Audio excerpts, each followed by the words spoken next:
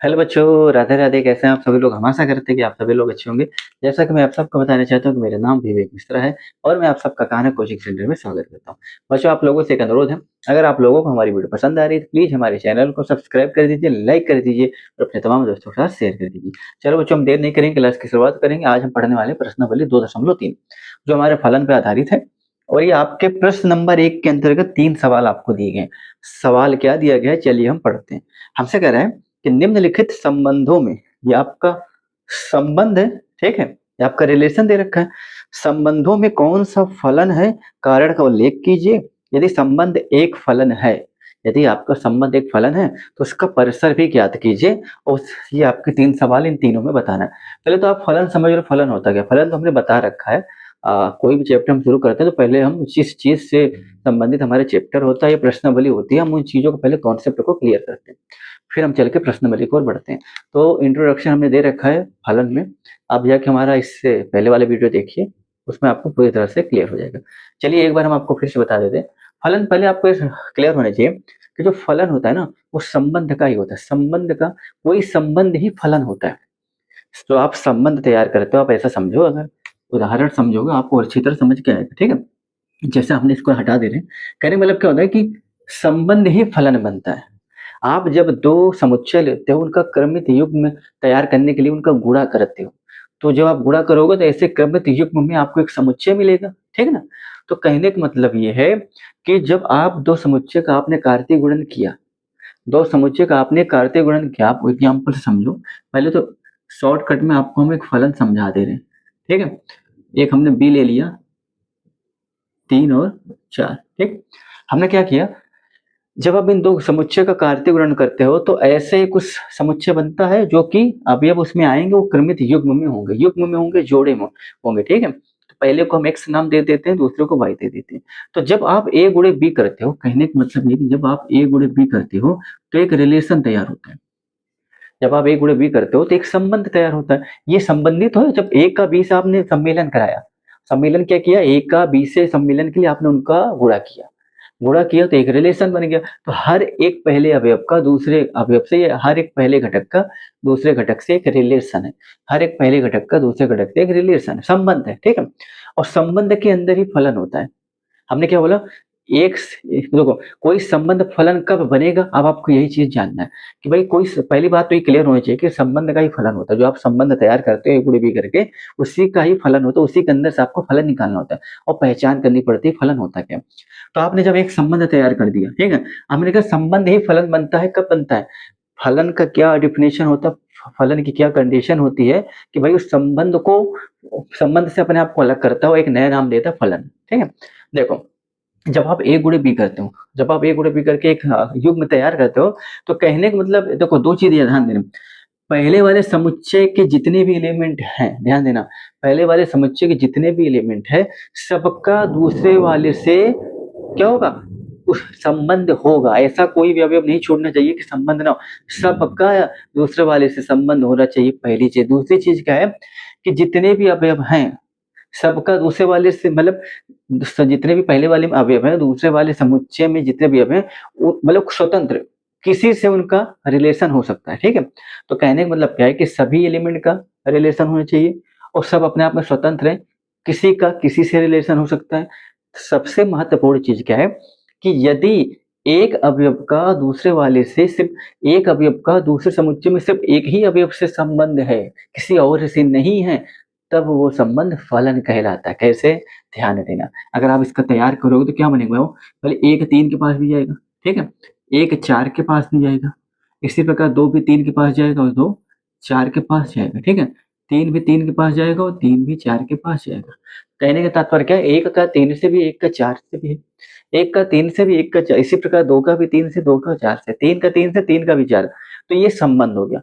अगर एक का सिर्फ एक ही अवयव से संबंध है, अब किसी से भी हो सकता है, हमें क्या, स्वतंत्र है, ये स्वतंत्र है, इन इसमें दो अवयव हैं, इनमें से किसी के साथ हो सकता है, लेकिन एक के ही साथ होना चाहिए, एक से अधिक नहीं। अगर एक का सिर्फ 3 से और किसी से नहीं है, 2 का सिर्फ 4 से और किसी का नहीं है, 3 का सिर्फ 3 से और किसी से नहीं। कहने का मतलब कि फलन वो होता है कि जब आपने संबंध तैयार करते हो, जो पहला जब संबंध तैयार होता है तो पहले वाले को आप बोलते हो प्रांत, दूसरे वाले को आप बोलते हो परिसर, यही बोलते हो, हाँ ठीक। कहने जब आप भाई, और दूसरा वाला जो समुच्चय उसको हम कोडोमिनी सह प्रांत बोलते हैं, ठीक है ना। तो कहने का मतलब हमारा क्या है कि जब पहले वाले अवयव का प्रत्येक अवयव का, पहले वाले प्रत्येक अवयव का दूसरे वाले जो कोडोमिनी सह प्रांत होता है उससे उसके जितने भी अवयव उसमें सिर्फ और सिर्फ एक ही अवयव से उसका रिलेशन हो, ठीक है। कहने का मतलब समझ में आया कि एक के जितने भी अवयव हैं, अगर आप 20 इनका संबंध निकालोगे तो प्रत्येक अवयव को सिर्फ एक ही रिलेशन है। अगर अगर एक का इन दोनों में से सिर्फ एक से ही रिलेशन है, इसी प्रकार दो का इन दोनों में से किसी एक से रिलेशन है, तीन का इसी प्रकार इन दोनों में से किसी एक से रिलेशन है, तब वो संबंध फलन होता है। अगर यहाँ पर एक का सिर्फ तीन से ही है या फिर एक का सिर्फ चार से है, एक मतलब दो नहीं है, कोई एक ले लो, एक का चार से, दो का भी किसी एक से है और तीन का भी किसी एक से, तब ये क्या होगा, तब ये फलन कहलाएगा। अगर एक का संबंध सिर्फ किसी दूसरे वाले अवयव के किसी से भी हो, स्वतंत्र किसी से भी हो सकता है, लेकिन सिर्फ एक ही, अगर इससे हो गया तो इससे नहीं होना चाहिए, इससे हो गया तो इससे नहीं होना चाहिए, तब वो फलन होगा। अगर एक का दोनों से है तब वो संबंध है। समझ में आया, संबंध से फलन निकल के आया। तो हमें यही बताना है भैया कि फलन है कि नहीं है। फलन के लिए आपको पहला अवयव डोमेन देखना है कि भैया डोमेन का दूसरे अवयव से, अगर जो एक पहले वाले का जो आप डोमेन देखोगे तो उसका दूसरे से जो संबंध है तो सिर्फ एक से ही होना चाहिए, किसी और से नहीं है, तो वो फलन है। कैसे भाई, डोमेन हमारा क्या है, दो, दो का सिर्फ एक से ही रिलेशन, और देखो क्या दो का और किसी से रिलेशन है, बिल्कुल नहीं है। पांच का भी सिर्फ एक से, पहले अवयव को देखा जाएगा, पहले अवयव का सिर्फ और सिर्फ एक ही संबंध हो तो फलन, संबंध फलन बन जाता है। देखो दो का सिर्फ एक से, अगर दो का एक के अलावा किसी और भी हो जाता तो फलन नहीं होता। पांच का भी एक से, आठ का भी एक से, 11 का भी एक है, 14 का भी, 17 का, ठीक है। तो ये फलन है, क्या ये फलन है। इसका अगर रेंज पूछ रहा है भैया, रेंज क्या हो, तो रेंज क्या हो, दूसरे घटक को रेंज बोलते हैं। तो यहाँ पर एक ही एक है, बार बार रिपीट है, भैया रेंज क्या हो जाएगा, एक, ठीक है।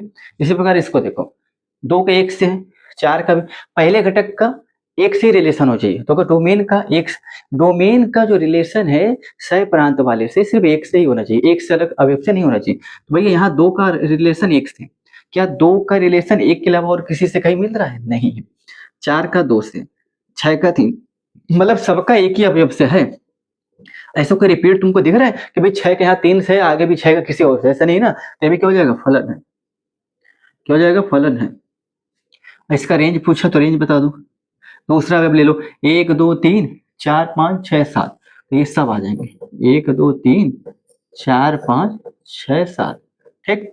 ऐसा इसको देख लो भाई, यहाँ एक का रिलेशन तीन से है लेकिन एक का रिलेशन पांच से भी है, ये भैया गड़बड़ हो गया। एक का किन्हीं इन दोनों में से किसी एक से होना चाहिए, मतलब एक का वियोग का एक से रिलेशन होना चाहिए। यहाँ तो भैया डबल क्रॉस हो गया, दो से रिलेशन हो गया, तो ये फलन नहीं है, ठीक है, ये फलन नहीं है। और जब फलन नहीं तो रेंज की तो हम बात करेंगे ही नहीं। उम्मीद करते हैं आपको समझ में आया होगा।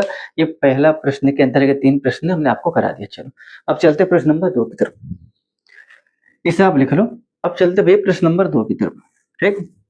प्रश्न नंबर 2 हमसे क्या कह रहे हैं, समझिए। हमने आपको कल वाले वीडियो में सब बता रखा, आप जाके हमारी वीडियो देखिए कि भाई वास्तविक फलन कितने प्रकार के होते हैं, हमने आपको सब बता रखा है। जब आप हमारी इंट्रोडक्शन वाली वीडियो को देखेंगे तो आपको अच्छी तरह समझ में आएगा।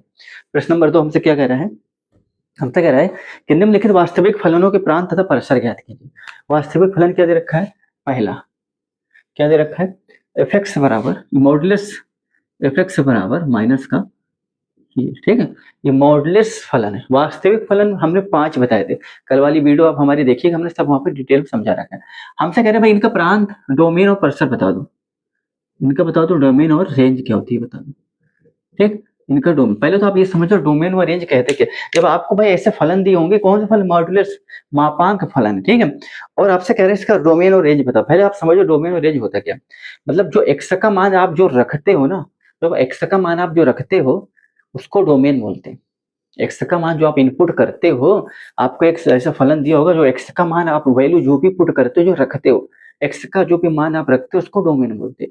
और एक्स का मान रखने पर जो आपको मान मिलता है, देखो कहने वाला एक्स की आप ऐसा समझो कि एक्स की जगह जो चीज आप रखते हो उसको डोमेन बोलते हैं, और एक्स की जगह जो चीज रखने पर जो आपको एक मान मिलता है उसको परिसर बोलते हैं, और वो परिसर एफ एक्स के बराबर में आएगा।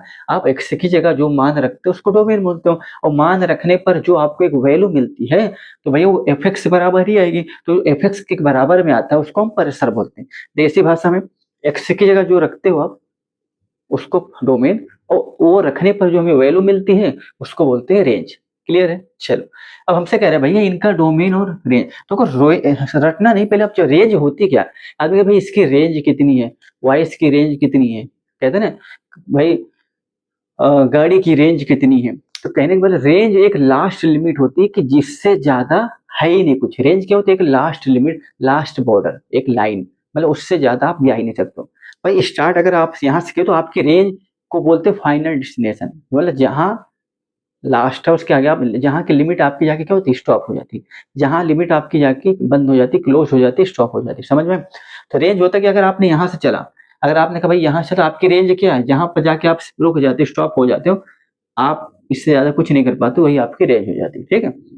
तो कहने का मतलब क्या है, हमें इसका डोमेन और रेंज, हमसे क्या वास्तविक फलनों का रेंज क्या है। अब वास्तविक फलन क्या करें, वास्तविक फलनों के प्रांत तथा परस्पर ज्ञात कीजिए। ठीक है ना? तो ये सब वास्तविक क्या करें, हाँ, तो ये भाई वास्तविक फलन 5 हमने बता रखे हैं, तो सब वास्तविक फलन जो हमने 5 आपको बता रहे हैं, तो ये सब वास्तविक संख्याएं होंगी, वास्तविक संख्याओं को परिभाषित करेंगी। भाई जो वास्तविक फलन होते हैं उनके जो आप जो भी मान रखो वास्तविक संख्याओं को परिभाषित करेंगे। तो हमसे पूछ रहे पहले भाई इसका प्रांत और डोमेन बता दो, प्रांत डोमेन और परिसर बता दो। आप ये बताओ कि अगर आपसे पूछेंगे इसका डोमेन, डोमेन क्या होता है, जो आप मान एक्स की जगह रखते हो, तो सभी वास्तविक संख्याओं को आप एक्स की जगह रखोगे। भाई आपको बोला है वास्तविक फलन, वास्तविक मतलब जितने भी वास्तविक संख्याओं को परिभाषित कर रहा है, तो वास्तविक संख्या अनंत तक होती है। कोई लिमिट तो लगा नहीं रखे भाई 1 से स्टार्ट करो 12 तक लेना, -3 से स्टार्ट करो 0 तक लेना, इसको लिमिट तो लगा नहीं रखी, तो आप अनंत तक लोगे। ठीक है ना? तो कहने का मतलब अगर आपसे पूछा जाए डोमेन क्या होगा, तो अब डोमेन आप क्या लिखोगे, भाई डोमेन बराबर सभी वास्तविक संख्या, सभी वास्तविक संख्या, ये आपकी डोमेन हो जाएगी। सभी वास्तविक संख्या मतलब जितनी भी वास्तविक संख्या, लिमिट तो लेकिन आप सबको एक्स की जगह पुट करके देखो। ठीक है? अच्छा, रेंज क्या निकल के आएगी आप ये बताओ, इसका रेंज क्या निकल के आएगा आप ये बताओ। हम ये बताओ कि ये क्या है, मॉडुलस फलन है। ठीक है ना? मॉडुलस मतलब होता है कि अगर आप कोई भी एक्स का वैल्यू यहाँ पुट करोगे, तो अगर प्लस में करो या माइनस में, अगर आप माइनस में करते हो तो माइनस को प्लस कर देता है ये मापांक, इसको हम क्या मॉडुलस या मापांक बोलते हैं। क्या बोलते हैं? मापांक। ये क्या करता है, ये माइनस की चीजों को प्लस कर देता है। लेकिन यहाँ पर समस्या क्या है कि यहाँ पे जो माइनस लगा बाहर की तरफ लगा, अगर आप -3 यहाँ रखोगे तो उसको प्लस तो कर देगा, लेकिन बाहर आने के बाद माइनस ही हो जाएगा, माइनस हो जाएगा ना। तो रेंज कहाँ तक जाएगी, डोमेन आप तो ये रखोगे, आप डोमेन में सभी वास्तविक संख्या रखोगे, लेकिन आप ध्यान देना अगर आप वास्तविक संख्या क्या होती है बताना, 0 1 इधर चलेगा, -1 -2 -3 चलेगा। ठीक है? तो अगर आप माइनस का रखो या प्लस का रखो, ओवरऑल बाहर आने के बाद वो माइनस ही होगा, माइनस ही होगा ना। तो रेंज कहाँ तक चलेगी बताना, एक आपको देखो रेंज आपके चल रहा है माइनस का इन्फिनिटी, क्यों, आप कुछ भी वैल्यू रखोगे, तो आप ये बताओ कुछ भी वैल्यू रखोगे तो बाहर आके माइनस ही कर देगा, बाहर आके माइनस कर देगा ना। तो भाई रेंज कहाँ तक जा रही है, माइनस का इन्फिनिटी, वास्तविक है कोई लिमिट तो दी है नहीं, माइनस माइनस का इन्फिनिटी से यहाँ तक 0 था। इधर आप छोटा कोष्ठक लगाओगे, इधर बड़ा कोष्ठक लगाओगे। अब इसका क्या मतलब है, हमने आपको समुच्चय बताया था, वहां पर आपको बताया था इंटरवल, इंटरवल बताया था, अगर आप भूल गए तो फिर से देख लो। इंटरवल हमने क्या बताया था, अंतराल, क्या बताया था, अंतराल। अंतराल क्या होता है, अंतराल 2 होते हैं, एक होता है आपका क्लोज्ड इंटरवल, एक होता है ओपन इंटरवल। ठीक? ओपन मतलब जो चीज खुली है उसकी कोई लिमिट ही नहीं, तो वो खुला ही रहेगा। हमने इधर छोटा कोष्ठक दर्शाता है ओपन इंटरवल को, किसको दर्शाता है, हमारी वीडियो जाके देखना आपको समझ में आ जाएगा। और ये जो क्लोज्ड, इसका मतलब कैसे समझे, कहने का मतलब हमारा क्या है, हमने आपको इसका ट्रिक भी बता रखा है, जब आप जाके देखें हमारी वीडियो देखना, इंटरवल जब हम निकालना सिखवाएं तो बताएं। भाई इधर छोटे से लगाए हैं कि भाई माइनस इन्फिनिटी, ये ओपन है, खुला है, इसकी कोई लिमिट नहीं है, इन्फिनिटी अनंत है, ये चलता ही रहेगा, इसलिए इसको हमने ओपन कर रखा है। ठीक है? और ये क्लोज्ड हो गया कि 0 से ज्यादा इसकी रेंज हो ही नहीं सकती। क्यों नहीं हो सकती, क्योंकि 0 के पास आप जैसे पहुंचोगे तो आपको प्लस का वैल्यू मिलेगा, और प्लस का वैल्यू यहाँ संभव है। क्यों संभव है, आप कुछ भी वैल्यू रखोगे भाई बाहर आके ओवरऑल माइनस ही होगी, तो माइनस किधर तक इसकी रेंज है जा रही, इन्फिनिटी तक है, इधर इन्फिनिटी से माइनस का इन्फिनिटी, क्योंकि माइनस का वैल्यू है। और कहाँ, देखो ये क्या है, ओपन है, चलता जाएगा इधर, लेकिन यहाँ 0 पे जाके इस पर लिमिट लगेगी, क्लोज हो जाएगा, क्योंकि बंद हो जाएगा, क्योंकि 0 उधर नहीं जाएगा। हाँ, भाई कोई चीज अगर आप लगा रहे हो तो अगर उसका एक आप कैसे जस्टिफाई करोगे, चिन्हित करोगे कि हम, जैसे आप जमीन है, कहाँ से आपकी जमीन है, कहाँ से आपकी जमीन है, तो जिस जहां से आपका बॉर्डर मतलब जहां से जमीन का आपका चिन्ह होता है, आप वहां कुछ ना कुछ मार्क कर देते हो। इधर अगर आपकी लिमिट नहीं है, चलती रहेगी, तो इधर आप मार्क नहीं करोगे, जहां से सीमा बॉर्डर लगती है वहां से आप कुछ ना कुछ चिन्ह करोगे, भाई यहाँ से हमारी जमीन स्टार्ट होती है, यहाँ चलती रहेगी इस तरफ। ठीक है? तो वही कहने का मतलब है कि भाई क्लोज इसलिए करिए 0 में बंद कर दिया कि जीरो की इधर नहीं जा सकता, क्योंकि जीरो की इधर से प्लस का वैल्यू, ठीक है। तो रेंज माइनस का इन्फिनिटी और जीरो यहाँ पर क्लोज हो गया, ये आपका ओपन है, इधर बढ़ता रहेगा, ये आपका रेंज है, ठीक है ना। क्योंकि कोई भी वैल्यू रखो सब माइनस में आएगी, और जीरो भैया आप रखो तो जीरो जीरो मिलेगा, इससे ज्यादा तो जाएगा, तो ये आपका रेंज होगी। और ये ब्रैकेट का बड़ा ध्यान देना, ठीक है। हम उम्मीद करते हैं आपको समझ में आया। चलो अब दूसरा देखते हैं, ये हटा दे रहे हैं। प्रश्न नंबर 2 के भी अंतर्गत दो सवाल दे रखे, जैसे आपके प्रश्न नंबर 1 के अंतर्गत 3 सवाल दे रखे थे, वैसे प्रश्न नंबर 2 के अंतर्गत 2 सवाल दे रखे। पहला आपको बता दिया। दूसरा क्या कह रहा है मुझसे, दूसरा में भी प्रांत और परिसर बताना। दूसरा आपको दे रखे भैया एफ एक्स बराबर, पहले तो आपको पता होना चाहिए ना कि भैया प्रांत और परिसर क्या होता है, ठीक। हमसे कह रहे भैया इसका डोमेन और प्रांत बता दो, इसका डोमेन बता दो, और क्या बता दो, इसका रेंज बता दो, ठीक ना। डोमेन मतलब हमने जो एक्स की जगह हम रखते हैं वो डोमेन होता है, और रखने के बाद जो हमें वैल्यू मिलती है उसको हम रेंज बोलते हैं, ठीक। अब ये बताओ सभी क्या होती है, सभी वास्तविक वास्तविक फलन के अंदर सभी वास्तविक संख्या होंगी। अब हमें ये बताओ कि रोड के अंदर जो भी वैल्यू आएगी वो ऋणात्मक नहीं होगी, नहीं होगी ना, असंभव है। ऋणात्मक अगर हो जाएगी तो काल्पनिक संख्या बन जाएगी, ठीक है ना। तो भाई रोड के अंदर कोई भी संख्या ऋणात्मक नहीं होगी, आपको ध्यान देना है, ठीक है। अब आप ये बताओ हम इसको क्या लिखेंगे, ध्यान देना कि भाई हम ये लिख सकते हैं कि भाई 9 माइनस एक्स स्क्वायर का जो मान होगा वो क्या होगा, जीरो से बड़ा होगा और जीरो के बराबर होगा, क्योंकि जीरो से अगर छोटा हुआ तो माइनस में चला जाएगा, और रोड के अंदर संख्या ऋणात्मक नहीं होती है। तो भैया जो भी इसका मान होगा जीरो से बड़ा होगा, जीरो के बराबर होगा। अगर आप इसको थोड़ा और जस्टिफाई कर दो, इसको आप क्या लिखोगे, 3 माइनस एक्स और 3 प्लस एक्स, ए स्क्वायर माइनस का बी स्क्वायर, ठीक, यही लिखोगे, यही लिखोगे। अगर आप देखोगे तो एक्स की वैल्यू क्या आएगी, -3 और +3 के बीच में होगी, ये आपका डोमेन है। भैया एक्स की जगह आप क्या रखो, -3, ये तो +3, तो आपका ये डोमेन आ गया, क्या क्या, ये आपका डोमेन आ गया, ठीक है। तो भाई डोमेन की सीमा क्या भाई, -3 और +3 के बीच की, ये आपका डोमेन है, आप एक्स की जगह आप रख सकते हो, मतलब ये एक्स की जगह आप वैल्यू रख सकते हो, क्लियर है। एक्स का मान यहाँ क्लियर होगा। अच्छा रेंज क्या मिलेगा, हमें ये बताओ, इसका रेंज क्या मिलेगा, इसका रेंज क्या मिलेगा। भाई रेंज क्या होता है, एक न्यूनतम लिमिट, एक न्यूनतम सीमा, एक अधिकतम। भाई जहां से स्टार्ट होता है न्यूनतम रेंज होती है, जहां तक जाते वो आपकी अधिकतम रेंज होती है, ठीक है। तो भाई न्यूनतम क्या होगा बताना, तो इसको ऐसे कैसे लोगे, -3 और +3, यहाँ हमने ब्रैकेट क्यों लगाया है, क्लोज्ड वाला बड़ा, क्योंकि भाई ये भाई यहाँ से दोनों को ये क्लोज्ड इंटरवल को दर्शाता है ना, कि मतलब -3 से इधर जा नहीं सकते, यहाँ स्टॉप लग गया, +3 के इधर जा नहीं सकते, यहाँ स्टॉप हो गया, तो इसका डोमेन -3 और +3 के बीच में। अच्छा रेंज क्या निकल के आएगा, रेंज इसका निकल के आएगा, आप बताना मेरे को कि भाई इसका अधिकतम मान और न्यूनतम मान कितना होगा, न्यूनतम मान इसका कितना होगा, आप ये बता दो। न्यूनतम मान इसका होगा 1 मिनट, 0 होगा, क्या होगा, 0। अधिकतम कितना होगा, देखो न्यूनतम मान इसका किस किस पे मिलेगा, उस पे ध्यान देना। अगर आप x से बराबर -3, x से बराबर अगर -3 या प्लस का 3 रख रहे हो, तो आपको इसका वैल्यू क्या मिलेगा, 0 मिलेगा, क्या मिलेगा, परिसर के रूप में 0 मिलेगा, ठीक है ना, 0 मिलेगा। अगर x से बराबर आप 0 रख रहे हो तो क्या मिलेगा, तो आपको मिल जाएगा भैया, देखो ये देखो, x से बराबर अगर आप 0 रख दोगे तो आपको मिल जाएगा 3, क्या मिल जाएगा, 3, समझ में आ रहा है ना, 3 मिल जाएगा। तो मतलब आप ये बताओ कि भाई अधिकतम मान 0 रखने पे मिल रहा है, अधिकतम मान 0 रखने पे मिल रहा है, ठीक है, और न्यूनतम मान 3 रखने पे मिल रहा है, न्यूनतम मान 3 रखने पे मिल रहा है। अधिकतम कितना मिल रहा है भाई, ये बताओ भाई, अगर आप x से बराबर 0 रख रहे हो तो अधिकतम मान मिल रहा है, ठीक है ना। और अगर x बराबर आप क्या रख रहे हो, 3 रख रहे हो, तो न्यूनतम मान आपको 0 मिल रहा है। तो इसका भैया रेंज क्या हो गया बताना, 0 और 3 के बीच हो गया, 0 और 3 इसकी रेंज हो गया, ठीक है। रेंज क्या हो गया भैया, 0 और 3, ठीक है। 1 मिनट, 1 मिनट, थोड़ा थोड़ा 1 मिनट दिखाना, क्या कुछ बोल तो नहीं रहा हूँ, हाँ। चलो हमने क्या बोला कि भाई देखो इसकी रेंज क्या है बताना, 0 से स्टार्ट होगी, इसकी रेंज 0 से स्टार्ट हो कहाँ तक जाएगी, 3 तक जाएगी। क्यों 3 तक जाएगी, क्यों भाई x के मान हमें क्या, हम भाई हमने क्या x की जगह जो आप चीज रखते हो उसको बोलते हैं डोमेन, और जो वैल्यू निकल के आता है उसको बोलते हैं रेंज। तो भाई आप डोमेन में क्या रखोगे, -3 और +3, ये आपका डोमेन होगा, ठीक है। जब आप इसको रखते हो तो -3 +3 रखोगे तो भाई x बराबर 0 मिलेगा, 0 मिलेगा कि नहीं रखो भाई, माइनस को भी प्लस कर देता है, प्लस को भी तो प्लस रहता ही रहता है। लेकिन जब आप 0 रखोगे तो आपको 3 मिलेगा, अगर आप 0 रखोगे तो आपको 3 मिलेगा, ठीक है ना। और भैया क्या बोलते हैं, और हाँ 3 रखो। अब भाई ऋणात्मक में हम जा नहीं सकते, क्योंकि भाई रूट के अंदर कोई भी मान ऋणात्मक होता नहीं, तो ऋणात्मक में हमको जाना नहीं है। तो आप ये बताओ कि न्यूनतम रेंज क्या है, भाई रेंज कहाँ से शुरू हो रही है, 0 से। जीरो की इधर माइनस होते हैं ना सब, जीरो की इधर प्लस होते हैं।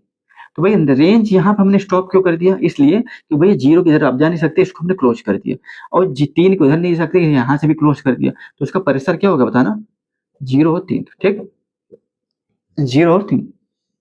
हम उम्मीद करते हैं आपको समझ में आया होगा। ठीक, इसको आप लिख लो। तो आज के लिए इतना है दोस्तों, हमने आपके दो प्रश्न करा दिए, आप एक बार इसको फिर से देख लो। हमने आपके दो प्रश्न करा दिए, प्रश्न नंबर 2.3 के, प्रश्न नंबर 1 और प्रश्न नंबर 2। कल बारी है प्रश्न नंबर 3 की। तो आज के लिए इतना ही दोस्तों, कल फिर मिलेंगे आपसे इसी वक्त इसी टाइम, तब तक के लिए राधे राधे, जय श्री कृष्ण।